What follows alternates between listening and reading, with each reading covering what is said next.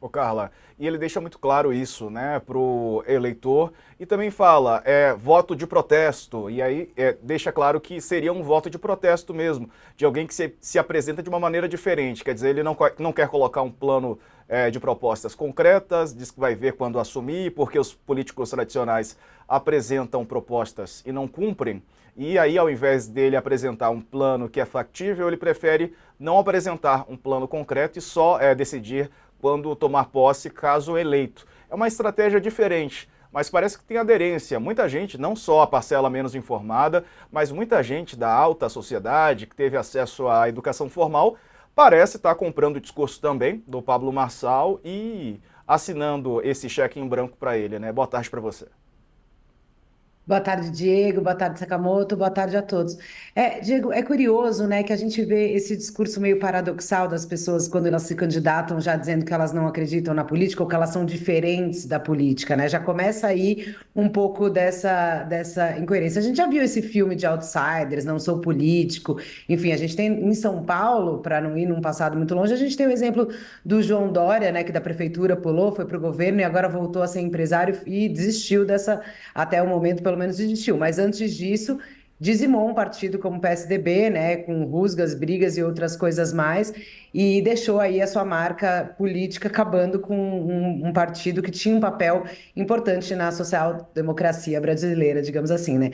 O Pablo Marçal, eu acho curioso também a forma como ele se coloca, e aí eu concordo com o Sakamoto quando a gente coloca que ele tem uma narrativa muito eficiente, ele fala muito bem, que aí a gente fica naquela dúvida. Para mim também ficou claro que ele está num movimento, pelo menos, né, na entrevista de hoje para as nossas colegas aqui da casa, ficou claro que ele estava tentando ali, de uma certa forma, se controlar, né?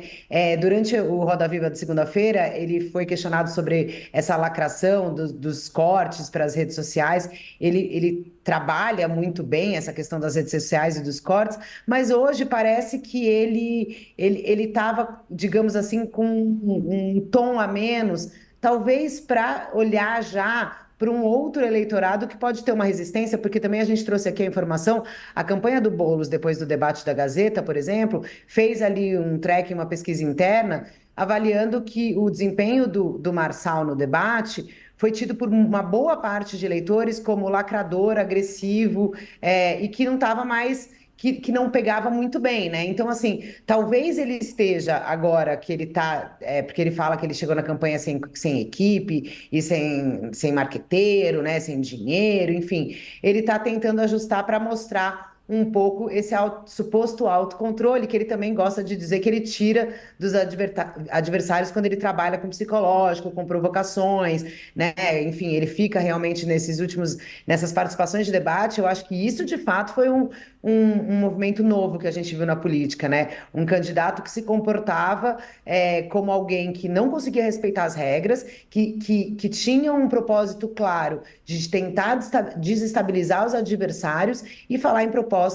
Não era realmente o foco dele. Agora, quando ele começa a querer falar em proposta, digamos assim, é isso que vocês colocaram. É um cheque em branco e é muito engraçado, porque é óbvio que o discurso de prosperidade que o Saka colocou é excelente, né? Todo mundo quer, mas não é exatamente isso, e não é exatamente isso que um candidato a prefeito tem que colocar como algo concreto. A gente sabe que as eleições municipais, elas têm como prioridade, maior preocupação para o eleitor, aquelas coisas do dia a dia, a zeladoria, a luz, a iluminação, né, das ruas públicas, a segurança, o asfalto, o transporte, enfim, tem ali o dia a dia do paulistano. Todo mundo quer prosperar, mas não é com papo de ex-coaching, que agora ele se diz, né, que ele diz que ele não é mais coaching, e agora é político, enfim, não é com um papo de ex-coaching de promessa, né, que dá para achar que a gente vai resolver e tornar toda a sociedade próspera. De novo, é óbvio que todo mundo gostaria, é um discurso muito bom, todos nós queremos que as pessoas possam prosperar, mas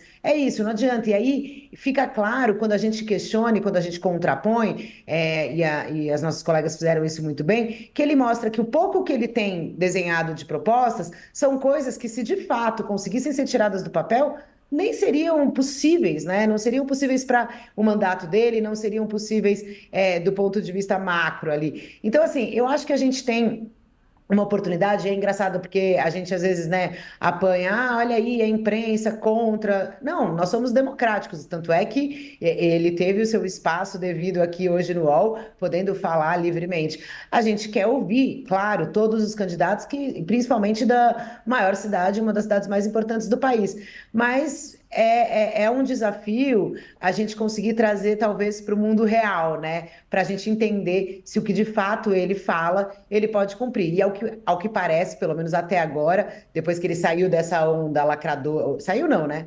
Continua, mas mostra que não quer só ser essa onda lacrador, tá por enquanto ainda na onda de promessas que não parecem ficar em pé. Então a gente tem que, é o nosso dever, a gente tem que fiscalizar e ver, não só dele, de outros candidatos, se realmente as promessas que estão sendo feitas para o paulistano e para os outros eleitores do Brasil inteiro que vão às urnas agora em outubro são possíveis de serem realizadas, né? Enfim, acho que, assim, para encerrar, eu acho que o Pablo Marçal é um case, né? Ele está sendo chamado de a onda da eleição, que sim, desperta atenção, a gente precisa discutir isso, enfim, a gente passou por um processo de questionamento da democracia recente muito forte, e acho que a gente precisa colocar aí todas essas questões às claras e ficar de olho mesmo no que promete hoje Marçal, que está aí dividindo a liderança das pesquisas de intenção de voto em São Paulo, né?